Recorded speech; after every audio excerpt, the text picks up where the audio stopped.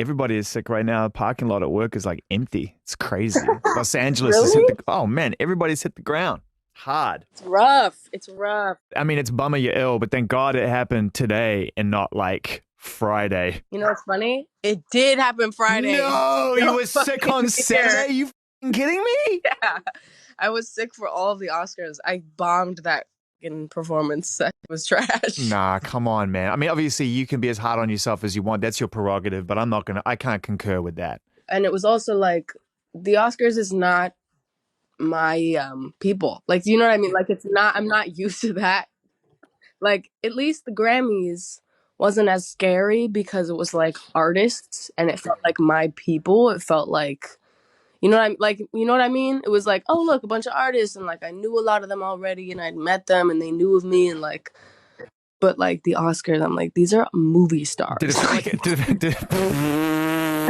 It's true. Did it feel like a different stage? Does the stage itself feel totally like way bigger and Oh, totally different. It was so scary. It's almost a year to the day since we hung out in Paris. I think about that interview now, and at the time, I think we were all just trying to get something that kind of meant something at that moment, right? Just to say, hey, we're all here in this moment right now. The album's coming out. It's all been great.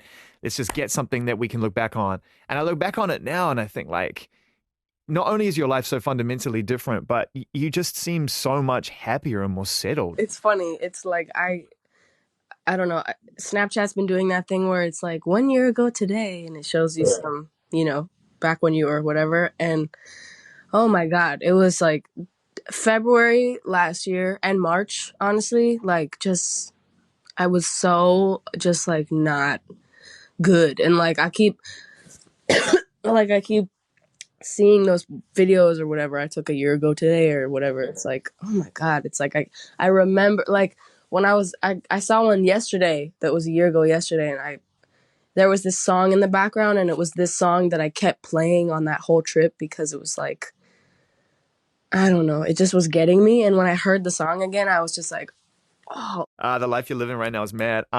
It's just getting crazier, God, how do they come up with these titles, these Bond titles?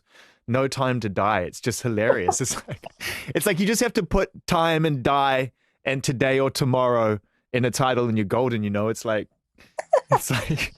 did you have to pitch for it, or did they just come directly to you and say, we've made a decision already? Like, how did the process happen for you and Phineas?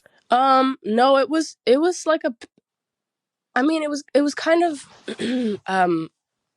not very like specific. Like it's kind of just like you know what's funny about it? Like 2 years ago, we were like, wouldn't it be crazy to make a song for the Bond movies? Like, wouldn't that be dope? And so kind of for 2 years ish, we've been subconsciously trying to.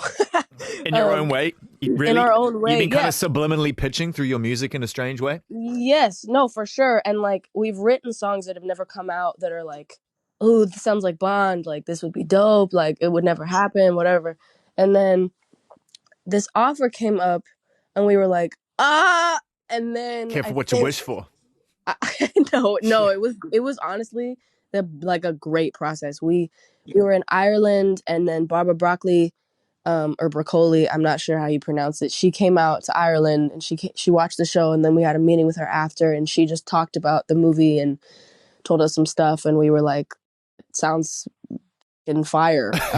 Let us know what we can do, and then we got a piece of the script, like the first scene, and then we wrote the song immediately. And we wrote it in 3 days, and we wrote it in Texas, and we recorded it in a bunk on the bus in a basement in the dark.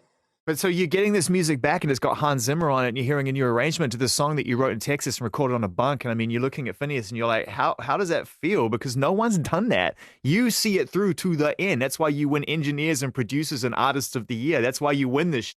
So it's like when you get it back, how does that feel? It was more collaborative than you'd think, actually, which I was surprised by, because I thought it would just be like, here's the song, and they take it, and then I would have no say. But they actually were they really wanted to know it, I think. The day after my birthday, we flew to London for a week, and we worked with Hans and the entire orchestra. And they recorded all of the orchestra when we went there, and And then Did you cry? I mean, everyone, whenever the orchestra kicks off in the room, they always cry. It's like a switch goes off. Did you get emotional? I did not, but it's really beautiful. I really love it. And also, and then we recorded a bunch of stuff, and like a bunch of stuff we didn't even use, or we did, or whatever. And then we went home like after a week, and it was Christmas and whatever. But then for like a month ish, like half a month maybe, we were just kind of going back and forth to their team and us about like just getting it right and getting it right and getting it right. And it went through a lot of different versions, and then we got it. Like we all worked really hard. Hans was incredibly like easy to work with, and he's so funny, and like yeah, it was a really good collaborative experience. Touring before we let you go, I mean, that's the one thing that's missing, right? The last like few months, you've literally been kind of running around doing every other part of this crazy circus, but the one thing you haven't been able to do is go and see your fans in ages. I'm so excited. I'm actually looking forward to touring for once in my life. I'm really excited. We leave in March, which is like 2 seconds away. I realized yesterday. I'm excited. I'm like so ready to get back to it. Like you don't even know.